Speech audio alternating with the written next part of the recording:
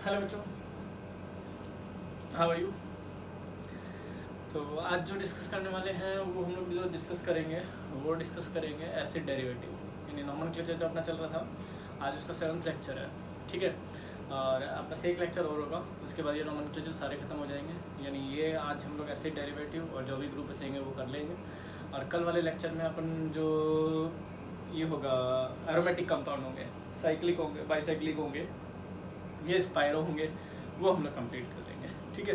तो acid derivative में हम लोग देख लेते हैं आपके पास कौन कौन से ग्रुप आने वाले हैं। तो जनरली एसिड डेरिवेटिव में कौन कौन से होंगे। एसिड के डेरिवेटिव की बात हो रही है। जो हमने एसिड पढ़ा था, लाइक हमारे पास कौन सा था, कार्बोक्सिलिक एसिड। इसके डेरिवेटिव इन द सेंस इस OH को हटा के आप लोग कुछ भी लगाओगे। तो इस OH को हटा के हम लोग क्या लगा सकते हैं, तो यहाँ पर हम लोग X लगा सकते हैं, हेलोजन।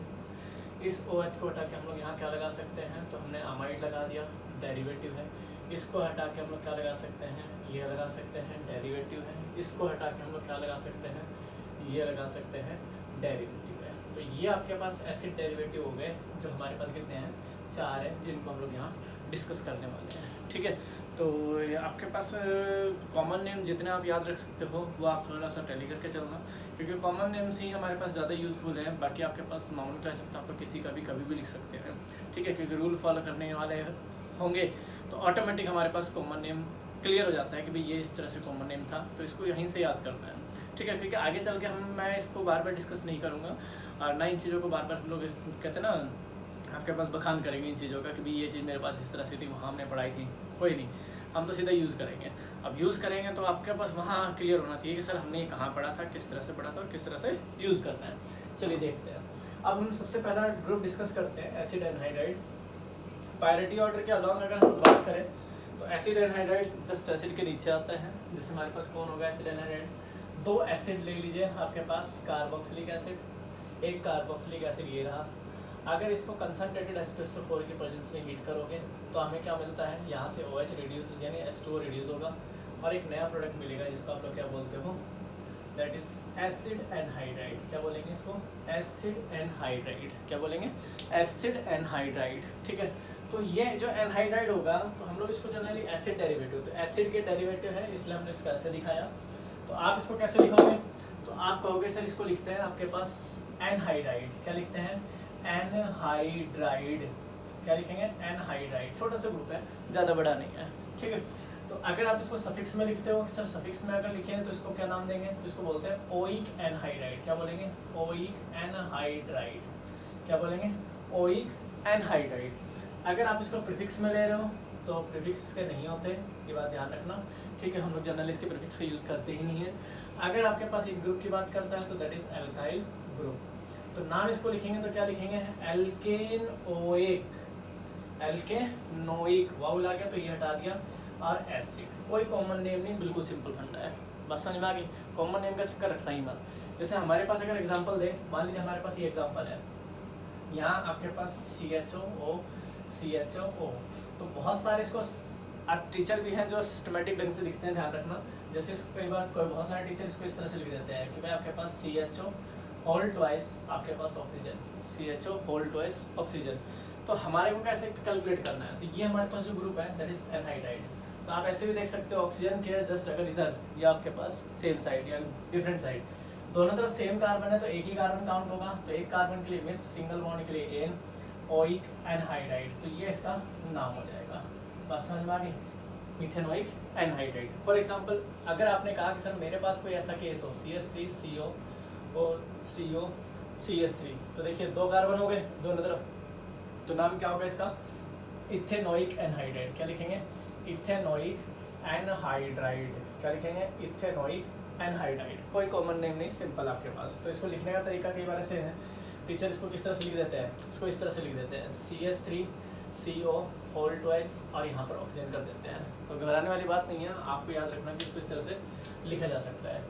मान लीजिए आपके पास 3 कार्बन लिख दें, यहाँ पे CH3CO, यहाँ पर आपके पास CO CH2, यहाँ CH3 लिख दें, तब आपके पास क्या लिखोगे, तो आपके पास नाम होगा इसका क्या, प्रोपेनोइक एनहाइड्राइड। क्या नाम देंगे, प्रोपेनोइक एनहाइड्राइड, राइट, याद रह जाएगा। बिल्कुल सिंपल फंडा है। अगर आप आगे चलते हो, सर आपने कहा कि हमारे पास कोई ऐसा केस आ जाए जहाँ एक तरफ तो 1 कार्बन और दूसरी तरफ 2 कार्बन हो जाए। देखिए एक तरफ 1 है, दूसरी तरफ 2 है। तो नाम होगा इसका क्या, पहले अल्फ़ाबेट में ईथा आता है तो ethanoic, that is methanoic anhydride, ethanoic methanoic anhydride, right. तो आप इस तरह से इसको शो कर सकते हो, तो कोई कॉम्प्लिकेशन नहीं आएगा, ज़्यादा आपको घबराने वाली बात नहीं है कि आप घबरा जाओ इस चीज़ से। आपको याद रखना है कि जब हमने ऐसे पढ़ी हुई थी, तो याद होगा मैंने मैलिक एसिड लिखा था, तो यहाँ COO, यहाँ आपके पास COOH, यहाँ COOH, राइट, मैलिक एसिड लिखा था। अगर मैं यहाँ से अगर OH रिड्यूस कर दूँ तो ये कुछ इस तरह से मिलेगा आपको, जिसको हम लोग नाम देंगे मैलिक एनहाइड्राइड का। क्या नाम देंगे, ये इस तरह से दिखाएंगे, यहाँ हो ऐसा मिल जाए तो इसको बोलते हैं मैलिक एनहाइड्राइड। क्या लिखेंगे, मैलिक एनहाइड्राइड। तो आपको इन पे थोड़ा फोकस करना है कि सर ऐसे क्वेश्चंस अगर हमें मिल जाते हैं, इसलिए फिर मैंने आपको कॉमन नेम दिया कि सारे कॉमन नेम आप टैली करके चलोगे कि अगर मेरे को ऐसी चीज़ें मिलती हैं तो हम लोग उसको किस तरह से लिख सकते हैं। तो आप इसको नोट कर दोगे। नोट करने के बाद हम लोग इसमें आगे चलते हैं कि अगर मैं है इस नहीं, आप इसमें अब क्या है, डेरिवेटिव में ज़्यादा एग्जाम्पल यूज़ नहीं करते। ज़्यादा एग्जाम्पल इसलिए यूज़ नहीं करते क्योंकि हमारे पास जो फिक्स अमाउंट में एग्जाम्पल है ना, हम लोग उन्हीं को टैली करके चलेंगे। और समझ में आ गई, तो आप इनको टैली करके चलोगे, इतना सफिशिएंट है हमारे लिए कि एक 11th-12th की अगर बात करते हैं या हम लोग कंपटीशन की बात करते हैं, IIT तक की, JEE तक की, तो वहाँ भी हमारे लिए इतना सफिशिएंट आ जाता है कि इससे ज़्यादा हम लोग यूज़ नहीं करते। आगे चलिए, तो आगे अगर हम लोग लिखते हैं नेक्स्ट, अगर मैं ग्रुप यहाँ लिखूँ तो नेक्स्ट ग्रुप अपने पास कौन सा होगा, तो चलिए हम लोग ले लेते हैं, छोटा सा कोई ग्रुप ले लेते हैं। तो हम ले लेते हैं एस्टर। क्या ले लेते हैं, एस्टर। 10th में आप लोग एस्टरिफिकेशन पढ़ के आए थे कि अल्कोहल को एसिड के साथ रिएक्ट करो, क्या मिल जाता है। जैसे आपके पास यहाँ क्या है, अल्कोहल ले लो और एसिड ले लो, आपस में रिएक्ट करोगे तो आपको क्या मिलता है, तो आपको पता है कि यहाँ से वाटर बाहर निकल जाता है और क्या मिलता है, तो आप कहते हो कि सर हमारे को मिलता है ester, that is RCOOR, this is ester. क्या बोलते हैं इसको, एस्टर, ठीक है, याद रहेगा। तो एस्टर को अगर हम लोग बात करें तो एस्टर को हम लोग किस तरह से लिखेंगे, आइए यहाँ पे देखते हैं। तो एस्टर जो है, अगर मैं इसको वैसे लिखूँ तो इसको लिखेंगे हम लोग एल्काइल कार्बोक्सिलेट। क्या लिखेंगे, एल्काइल कार्बोक्सिलेट, याद रहेगा। जैसे हमने कार्बोक्सिलिक एसिड लिखा था, ऐसे इसको एल्काइल कार्बोक्सिलेट लिखेंगे। अगर आप इसको सफिक्स में लिखते हो तो बड़े सिंपल सा नाम इसका OATE। अगर इसको प्रीफिक्स में लिखोगे, ये बड़ा ध्यान रखने वाली बात है कि अगर इसको प्रीफिक्स में लिखते हो तो क्या लिखेंगे, एल्कोक्सी कार्बोनिल। क्या लिखेंगे, एल्कोक्सी कार्बोनिल, ये इसका नाम होगा, एल्कोक्सी कार्बोनिल। तो ये आपके पास क्या हो जाएंगे, ये हो जाएंगे आपके पास एल्काइल ग्रुप, याद रह जाएगा, ये हो जाएंगे आपके पास एल्काइल ग्रुप। तो नाम देखिए इसका क्या लिखोगे, तो लिखोगे एल्काइल एल्केनोएट, एल्काइल एल्केनोएट। बहुत ही कंफ्यूजन होती है बच्चों को एस्टर के अंदर, थोड़ा एस्टर का आप ध्यान रख के चलना। कंफ्यूजन किस तरह की होती है, चलिए दिखाता हूँ आपको। मान लीजिए हमारे पास CH3COOCH3 आ जाए, राइट, ठीक है। तो अगर आप इसको देख रहे हो तो बहुत सारे इसको लिखते भी ऐसे भी लिख सकते हैं COO और यहाँ CH3, तो डजंट मीन आपके पास कंफ्यूज होने वाली बात नहीं है। ऐसे ना लेके आप इसको थोड़ा सा रिवर्स करके लिख सकते हो, CH3O यहाँ COH, उल्टा भी लिख सकते हैं। कुछ इसको ऐसे भी लिख देते हैं कि अगर हम लोग इसको ऐसे लिखते हैं CHO और OCH3, तो थोड़ा यहाँ कन्फ्यूजन हो जाती है कि यहाँ कई बार ऐसे MCQ में पूछ लेते हैं, बताओ इनमें कौन सा फंक्शनल ग्रुप है। तो क्या दिख रहा है, एल्डिहाइड और ईथर, तो जनरली एल्डिहाइड ईथर है नहीं, यहाँ पर क्या है, यहाँ पे एस्टर है। तो लिखने का तरीका क्या होगा, वही सिंपल, यहाँ पर क्या है, मिथाइल, क्योंकि अल्काइल पहले लिखेंगे, दैट इज मिथाइल, और एक कार्बन के लिए क्या लिखोगे, methanoate, methyl methanoate. Similar case अगर ऊपर वाले को नीचे करता हूँ, CH3CO, यहाँ OCH3 लिखे तो 1 और 2, मिथाइल, और क्या लिखोगे, इथेनोएट। 2 कार्बन के लिए क्या लिखेंगे, इथेन, फिर OH, याद रहेगा, ठीक है, सिंपल केस। अगर आप कहते हो सर हमारे पास 3 कार्बन होते तो CH3 मान 2 कार्बन होते और 2 यहाँ लगा लेते, CH2 CH3, तो 1 और 2 इथाइल, और क्या लिखेंगे, इथेनोएट। क्या लिखेंगे, इथेनोएट। अगर ऐसा केस आ जाता सर CH3 CH2O, यहाँ पर आपके पास CH2 CH3 इस तरह से आ जाता, तो 1 2 3 लिखेंगे इसको ही पहले, इथाइल आपके पास प्रोपेनोएट, इथाइल प्रोपेनोएट। तो ये थोड़ा सा कंसेप्ट आपको ध्यान रखने वाली बात है, ठीक है। जैसे फॉर एग्जांपल अगर मान लीजिए रिंग में ले लेते हैं, हमने रिंग ले लिया और रिंग में यहाँ पर आपने क्या दे दिया, COCH3, तो ये जो मिथाइल है ना, ये पहले लिखा जाएगा, इसकी कोई नंबरिंग यहाँ पे नहीं होगी, ठीक है। तो देखिए हमने क्या लिखा है, मिथाइल, फिर लिखेंगे साइक्लोहेक्सेन, और फिर क्या लिखेंगे कार्बोक्सिलेट। क्या लिखेंगे कार्बोक्सिलेट। तो अंडरस्टूड है, तो कोई दिक्कत वाली बात रहेगी नहीं आपके पास कि सर हम इसको इस तरह से लिख सकते हैं या नहीं लिख सकते। अगर एग्जाम्पल में क्या आ जाए कि सर मेरे पास कार्बोक्सिलिक एसिड भी आ गया और मेरे पास COCH3 भी आ गया, तब क्या नाम होगा? तो सिंपल सा नाम होगा इसका, नंबरिंग तो आपके पास ऑब्वियस सी बात है कार्बोक्सिलिक एसिड से होनी है। इसको क्या बोलेंगे? तो एल्कोक्सी कार्बोनिल बोले तो दिस इज मिथॉक्सी कार्बोनिल। किस पे होंगे? कहते हैं 2 पे, और फिर साइक्लो हेक्सेन, और क्या लिखोगे carboxylic acid, cyclohexane carboxylic acid. तो आप इसको लिख सकते हो इजीली, ठीक है, कि अगर मेरे पास एसिड और एस्टर दोनों आ जाए तो वहाँ पर क्या करना है? तो आपको याद रखना है कि एसिड से तो नंबरिंग होगी और ester as a prefix use हो जाएगा, तो that is alkoxy carbonyl, that is methoxy carbonyl. और एग्जांपल लेते हैं, पहले आप इनको देखेंगे, ठीक है, ताकि आप इसको नोट कर सके अच्छे से, और फिर इसमें हम लोग और एग्जांपल देखते हैं। तो आप इसको देखिए, फिर हम लोग इसमें और एग्जांपल देखते हैं। चलिए,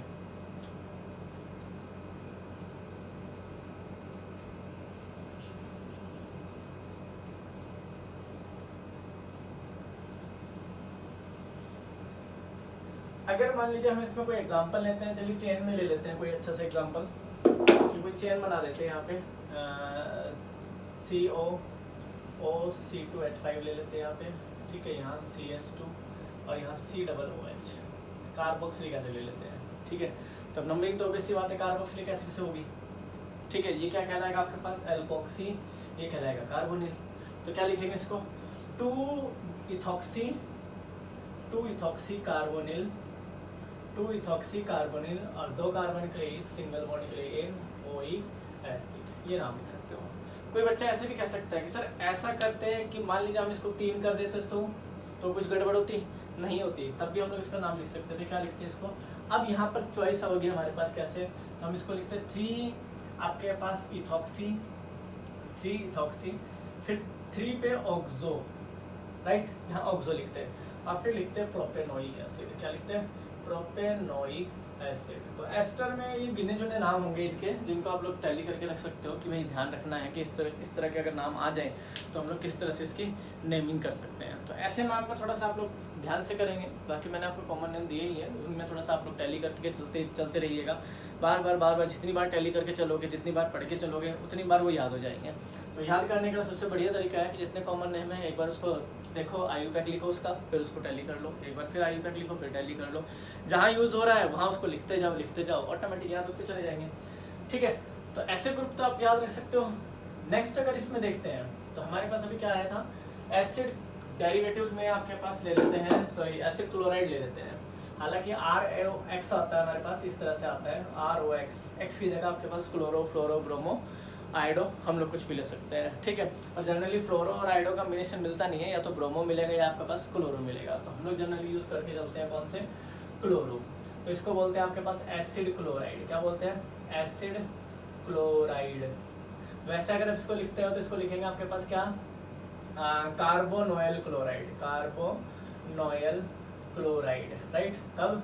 जब हम लोग प्रीफिक्स में, जैसे हम लोग कार्बोक्सिलिक एसिड लिखते हैं, कार्बल्डिहाइड लिखते हैं, ठीक है, कार्बोनाइट्राइड लिखते हैं आपके पास, तो उसी तरह आप इसको क्या लिख सकते हो आपके पास? कार्बोनोइल क्लोराइड। जैसे मान लीजिए हमने कल इसी को लिखा था, तो मैंने उसमें लिया मिथाइल कार्बोक्सिलेट, तो वो वही वाला सिस्टम है यहाँ पे। अगर हम इसको लिखे सर सफिक्स में अगर लिखना चाहें तो सफिक्स में देखिए क्या नाम होगा इसका होगा ऑयल क्लोराइड। अगर यहाँ ब्रोमीन होता तो क्या लिखते हैं? ऑयल ब्रोमाइड, याद रहेगा। अगर आप इसको प्रीफिक्स में ले रहे हो, सर प्रीफिक्स में लिखें तो इसको क्या लिखेंगे? इसको लिखेंगे हेलो फॉर्माइल। क्या लिखेंगे? Hello formyl. तो इसमें Cl है तो क्या लिखेंगे? Chloro formyl. क्या लिखेंगे? क्लोरो फॉर्माइल, हेलो फॉर्माइल, ये तो क्लोरो फॉर्माइल। अगर आप इसको प्रीफिक्स में यानी एल्काइल ग्रुप, ठीक है, नाम एल्केन प्लस में एन, ऑयल और क्लोराइड, तो नाम इसका क्या हो गया? एल्केनोइल क्लोराइड, सिंपल। जैसे फॉर एग्जांपल COCl, इसको कई ऐसे भी लिखते हैं COCl, नाम एक कार्बन के लिए मिथ, सिंगल बॉन्ड के लिए ane, oil chloride. Common name बड़ा फेमस है, आप लोग सब जानते हो। क्या नाम है इसका? तो सब जानते हैं, फॉर्माइल क्लोराइड, फॉर्माइल क्लोराइड। ये जनरली अनस्टेबल होता है, इसके बारे में हम लोग आगे चल के बात करेंगे। अनस्टेबल होता है। और आगे चलते हो सर CH3COCl, तो 1 और 2 कार्बन के लिए सिंगल बॉन्ड के लिए N OL क्लोराइड, तो this is ethane oil chloride. याद रहेगा। अगर आप इसमें 3 कार्बन लगा देते हैं सर CH3CH2, यहाँ COCl, तो दिस इज 1 2 3 कार्बन के लिए प्रॉप सिंगल बॉन्ड के लिए N OL क्लोराइड। तो ये जो फंडा है ये हम लोग पहले से भी पढ़ के आ चुके हैं।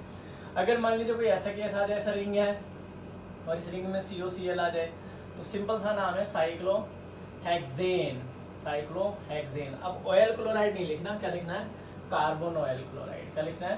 कार्बोनॉयल क्लोराइड। तो ये छोटे से डाटा है जो आप लोगों को टैली करके चलना है कि सर हम अगर इसको पढ़ के चलते हैं तो क्या बेनिफिट है इनको पढ़ने के, किस तरह से हम लोग इसको मैनेज कर सकते हैं। अगर आपके पास क्या हो गया, COCl आ जाए, COCl आ जाए 1 2 2 कार्बन के लिए सिंगल बॉन्ड के लिए N 1 2 डाई OL क्लोराइड, तो आपके पास कंफर्म कर सकते हो कि सर हम लोग कौन सी चीज़ें किस तरह से पढ़ के चलते हैं। ठीक है, तो ये हमारे पास कुछ केसेस होंगे। अगर मैं इसके साथ और इसके साथ बड़ा ग्रुप ले लेते हैं, कार्बोक्सिलिक एसिड ले लेते हैं, तो हम लोग कैसे नंबरिंग कर सकते हैं उसके बारे में देखते हैं। तो आइए आपके पास नोट कीजिए इसको, और नोट करने के बाद हम लोग इसमें आगे चलते हैं। देखिए, अगर हम इसको क्या करें, कार्बोक्सिलिक एसिड के साथ ले लें, किसके साथ ले लें? कार्बोक्सिलिक एसिड के साथ। तो कार्बोक्सिलिक एसिड के साथ ले लेते हैं, क्या आता है देखो।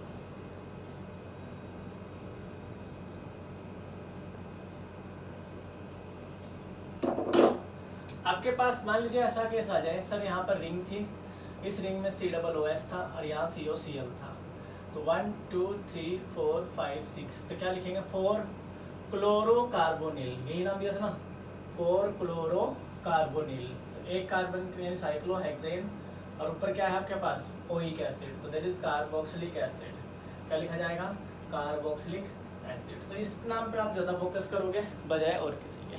बस समझ में आ गई? तो इनको थोड़ा सा टैली करके चलना है कि ये सर ये नाम हमने कहाँ किस तरह से पढ़े हुए हैं। अगर मान लीजिए ऐसा ही केस आपके पास रिंग में होता कि सर COOH भी होता साथ में और COCl भी, जैसे ये हो गया, तो अगर आप इसको 1 करके चलते हो तो 1 क्लोरोकार्बोनिल, 1 क्लोरोकार्बोनिल और एक कार्बन के लिए मिथेनोइक एसिड। बस समझ में आ गई? अगर ऐसे कहते हैं कि इसको 2 कर दो तो वही 2 पे क्लोरो और फिर 2 ऑक्सो और क्या लिखते हैं? Ethanoic acid. सिमिलर केस जो हम लोग पहले भी पढ़ के आ चुके हैं। तो ऐसे केसेस को थोड़ा ध्यान रखना है। हालांकि आपको बुक में भी इसके एग्जांपल कम मिलेंगे, ये आपको पहले बता देता हूँ, गिने चुने 2-4 ही एग्जांपल मिलते हैं, ज़्यादा इसके एग्जांपल है नहीं क्योंकि ज़्यादा यूज़ होते नहीं है। एसिड क्लोराइड हमने कहीं मेथड ऑफ प्रिपरेशन भी हम लोग नहीं पढ़ेंगे इसके बारे में, बट ये आपको थोड़ा सा ध्यान रखना है कि ऐसी चीज़ें हम लोग कहीं पढ़ के आ चुके थे। अब देखिए मोस्ट इंपॉर्टेंट थिंग, क्या आपके पास आता है एसिड का डेरिवेटिव में अमाइड। कि अमाइड आपके पास क्या होंगे? क्या बोल रहा हूँ मैं?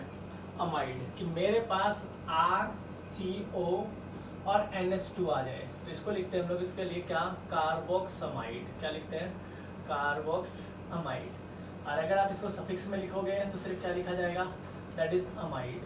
याद रहेगा। यदि आप इसको प्रीफिक्स में लिखते हो तो प्रीफिक्स में क्या लिखा जाएगा इसके लिए? कार्बामोयल। क्या लिखा जाएगा? कार्बामोयल। और यदि आप इसको क्या लिखते हो? दिस इज एल्काइल ग्रुप, तो सिंपल सा नाम होगा आपके पास क्या?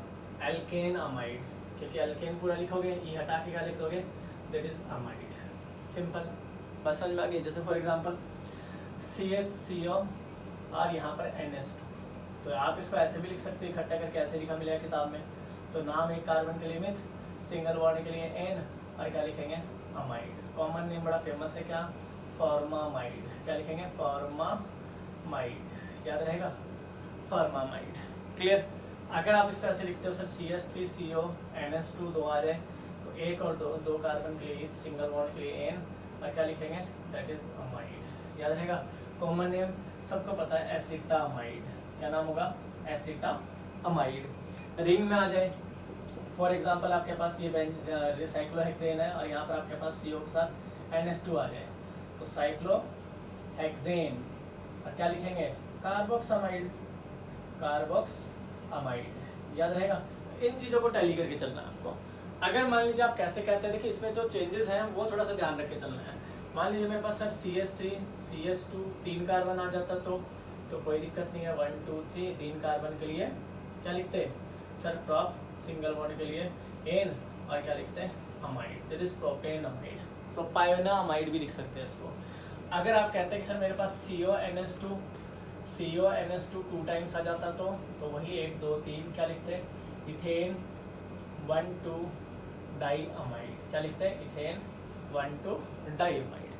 अगर आपके पास बेंजीन रिंग या सॉरी साइक्लोहेक्सेन में यानी कार्बोक्सिलिक एसिड के साथ अमाइड आ जाता तो इसको क्या लिखते हैं वही 1 2 3 4 5 6, तो 4 कार्बा या 4 कार्बामोइल, क्या लिखते हैं कार्बामोइल, और साइक्लोहेक्सेन क्या लिखते हैं carboxylic acid, cyclohexane carboxylic acid. वही फंडा लेके चलना है जो हम लोग शुरू से पढ़ते आ रहे हैं। तो नाम पे थोड़ा ध्यान रखना है कि सर अगर हम लोग इसको इस तरह से लिख सकते हैं तो आके हम लोग कैसे कौन कौन से नेम भी हमारे पास आएंगे। तो जैसे जैसे नेम आते जाए, अगर वैसे आप उसका आयुपैक लिख रहे हो तो ऑब्वियस सी बात है, अच्छी बात है आपके पास कि आयुपैक हमारे को आ रहा है, साथ में उसका कॉमन नेम जो हमारे पास कभी याद रहेगा कभी नहीं रहेगा वो जरूर टैली करके चलना है इसमें, ठीक है। क्योंकि एग्जाम्पल देखो हमारे पास बहुत सारे एग्जाम्पल हैं, अनगिनत एग्जाम्पल है, इसीलिए नोमेनक्लेचर जल्दी से कोई कराता भी नहीं है, सिंपल सी छोटी छोटी बातें बता के उसको छोड़ देता है कि बेटा हम वहाँ पढ़ लेंगे। पर कई बार होता है कि बेसिक टूल्स में छोटे छोटे जो कहते हैं ना एक एवरेज बच्चे हैं वो हमेशा फंस जाते हैं कि सर हमें तो याद रहा ही नहीं। अब उसको कह दिया कि मैंने आपके पास क्या क्रोटोनोल्डिहाइड से आपके पास क्या बनाना है, आपको एक्रोलीन बनाना है, तो अब बेचारे को पता ही नहीं है कि क्रोटोनोल्डिहाइड क्या होता है और एक्रोलीन क्या होता है, तो बेचारा कहाँ से बनाएगा, रिएक्शन मैकेनिज्म की तो बात दूर ही है, बहुत दूर है, ठीक है। तो आगे देखिए आपके पास इसके और एग्जाम्पल देखते हैं छोटे से, कौन कौन से एग्जाम्पल हो सकते हैं इसमें, एक दो एग्जाम्पल और देखते हैं, ठीक है। फिर ये ऐसे डेरिवेटिव अपना कंप्लीट होता है।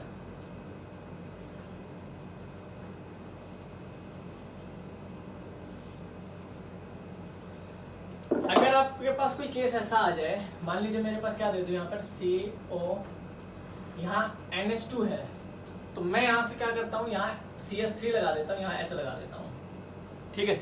लिखने का तरीका देखिए, इसको घुमा लीजिए, CH3 यहाँ NH यहाँ COH लिख सकते हैं ऐसे, बहुत सारे लोग लिखते भी हैं ऐसे, ऐसे कोई दिक्कत वाली बात नहीं है। CH3N यहाँ H यहाँ CHO, तो कई बार ऐसे पूछा गया इसमें कौन सा फंक्शनल ग्रुप कंटेन कर रहा है, इसमें है तो एक ही चीज़, तो आपको याद रखना है कि अमाइड कंटेन करता है, तो कंफ्यूज नहीं होना कि भाई अगर इस तरह से लिखा जाए तो आप कंफ्यूज हो जाओ। नाम सिंपल से रहना है, तो एन पे क्या आपके पास methyl, this is N methyl और मीथेन अमाइड, क्या लिखेंगे एन मिथाइल मीथेन अमाइड। मान लीजिए CH3 CO NH CH3 ऐसे दे दिया जाए तो NN डाईमिथाइल, क्या लिखेंगे NN dimethyl ethane amide, right, NN dimethyl ethane amide. Clear है, बस समझ में आ गया, फंडा बिल्कुल क्लियर है, तो कंफ्यूज नहीं होना आपके पास जरा सा भी। मान लीजिए अगर आपके पास यहाँ भी मैं ऐसे कर देता इस केस को, तो क्या लिखते हैं इसके लिए NN डाईमिथाइल और क्या लिखते हैं आपके पास मीथेन अमाइड, क्या लिखते हैं मीथेन अमाइड। तो ये छोटी छोटी बातें हैं जो आपको बार बार टैली करनी पड़ेगी, तो थोड़ा से ध्यान रखना। अगर आपके पास कोई रिंग आ जाए और इस रिंग में हम लोग इस तरह से इसको CH3 यहाँ पर लिख दें, यहाँ पर आपके पास सॉरी अगर मैं लिखना चाहूँ तो रिंग है इस तरह से, और यहाँ पर आपके पास CONS2 इस तरह से आ जाए, तो आपको पता है साइक्लोहेक्सेन कार्बोक्सिलाइड लिखा जाएगा, ठीक है। अगर बाई चांस यहाँ पर N हो और COH इस तरह से आप अटैच हो जाए, ठीक है, तो आपको पता लग गया N पे क्या हो गया साइक्लोहेक्साइल, N पे क्या हो गया साइक्लोहेक्साइल, और ये क्या हो जाएगा मीथेन अमाइड, राइट, N पे साइक्लोहेक्साइल मीथेन अमाइड। मान लीजिए हम लोग इसको और कैसे बना के चले, जैसे एक केस आया हुआ है, ये बड़ा अच्छा पेपर में भी आता है, CO यहाँ आपके पास N लगा देते हैं और CH3 तो क्या लिखेंगे NN डाईमिथाइल और साइक्लोप्रोपेन, ठीक है, और फिर इसके लिए क्या लिखेंगे कार्बोक्स अमाइड, याद रहेगा। तो ऐसे केसेस आप भूले ना, ऐसे केसेस आप जब करके चलते हैं तो ऑटोमेटिक क्लियर हो जाता है कि सर ये बात हमने कहीं पढ़ी हुई है, ठीक है। तो इन केसेस को थोड़ा बार बार जब मैं अमाइड पढ़ाऊंगा तो मैं इनको रिपीट थोड़ी ना करूँगा, बस मुझे पता होना चाहिए कि केस हम कहीं पढ़ के आए थे, चाहे वो रिंग के हो, चाहे वो ब्रांचेस के हो, चाहे किसी के भी हो, वो XYZ सब आपको डाटा आना चाहिए। इसलिए आप लोग जब भी चैप्टर स्टार्ट करते हो तो शुरू में उसके जो कॉमन नेम है वो हमेशा टैली करके चलेंगे, ताकि सर कहीं कन्फ्यूजन ना हो। चलिए, इसमें एक ग्रुप और रहता है छोटा सा, अगर इसको हटाएं,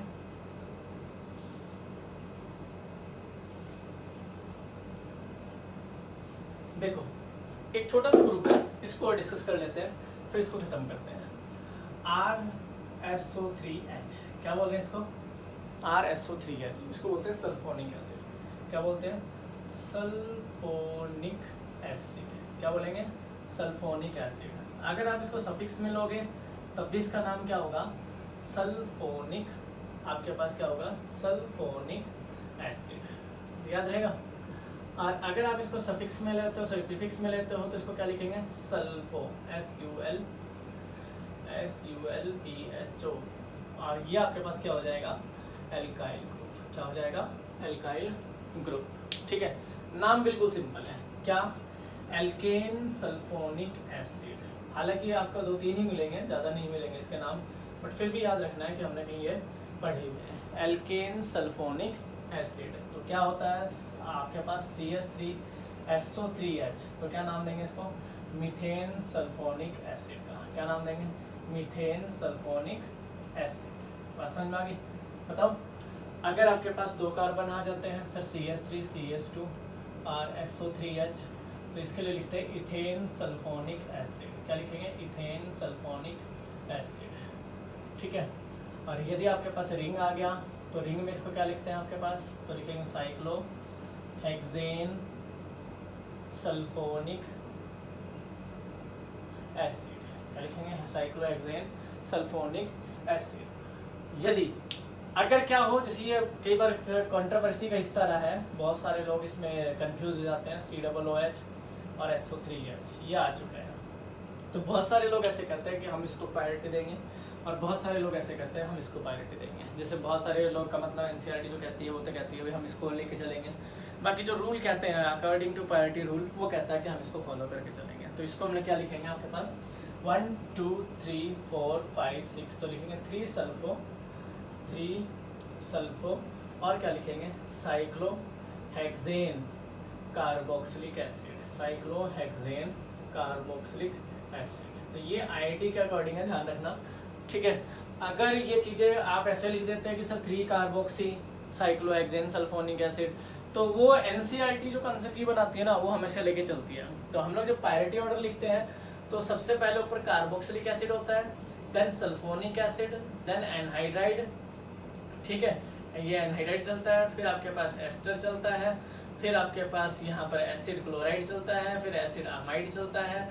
इस तरह से हम लोग फिर प्रायोरिटी ऑर्डर फॉलो करके चलते हैं कि सबसे बड़ा ग्रुप आपके पास ये होगा, फिर इससे छोटा ये, फिर इससे छोटा ये, फिर इससे छोटा ये, फिर अमाइड से नीचे हमारे पास क्या आ जाता है? साइनाइड आ जाता है, साइनाइड से नीचे एल्डिहाइड आ जाता है, एल्डिहाइड से नीचे फिर वही आपके पास कीटोन है, कीटोन से नीचे अल्कोहल है। ये आपके पास प्रायोरिटी ऑर्डर आ जाते हैं, तो इनको हम लोग टैली करके चलते हैं। तो सल्फोनिक का भी आप लोग ध्यान रखेंगे कि अगर कहीं आ जाए तो हमें पता होना चाहिए ऐसे सल्फोनिक एसिड हम लोग किसको कंसिडर करें। सो मेन मेजरमेंट आप इसको ध्यान रख के चलोगे कि ऐसा केस आपको नहीं मिलना चाहिए। एक बार मैं प्रायोरिटी ऑर्डर लिख देता हूँ ताकि थोड़ा सा आप कंफ्यूज ना हो कि सर प्रायोरिटी ऑर्डर हमारी कौन सी थी, किस तरह से हम लोग यूज़ कर रहे थे। तो इसी को आप लोग फॉलो करके चलोगे और इसी के अकॉर्डिंग सारे आपके पास नेम होंगे। तो अकॉर्डिंग टू प्रायोरिटी ऑर्डर देखिए क्या है, लिख देता हूँ मैं आपके पास। सबसे बड़ा ग्रुप कौन सा है, उससे छोटा कौन सा है, बीच में कोई स्किप हो जाए तो थोड़ा ध्यान रख लेना। ठीक है, हम लोग जनरली रखते हैं सबसे बड़ा ग्रुप Ma NH2, ये सबसे बड़ा ग्रुप होगा। इससे नीचे आता है आपके पास क्या? SO3H, फिर आपके पास आता है कार्बोक्सिलिक एसिड, फिर आता है एसिड एनहाइड्राइड।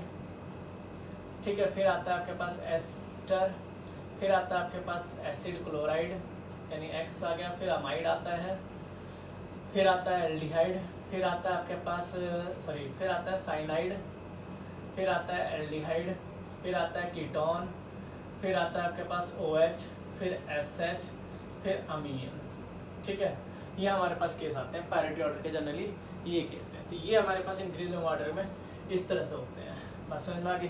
तो ये आपको जरा टैली करके चलना है कि अगर मेरे पास प्रायोरिटी ऑर्डर आ जाए तो हम लोग किस तरह से इसको टैली करके चल सकते हैं, किस तरह से हम लोग इसको लिख सकते हैं, तो ये आप करने के बाद आप इसके एग्जाम्पल कीजिए। एग्जाम्पल करने के बाद हम लोग इसमें आगे चलेंगे और आगे आपके पास क्या कराएंगे, एरोमेटिक कंपाउंड हम लोग यहाँ डिस्कस करने वाले हैं। जो जितने भी एरोमेटिक कंपाउंड हम लोग यहाँ डिस्कस करेंगे वो सारे आपके पास यहीं पे यूज़ होंगे कि एरोमेटिक कंपाउंड अगर हम लोग लिखते भी हैं तो किस तरह से हम लोग उसको टैली कर सकते हैं। ठीक है, थैंक यू सो मच।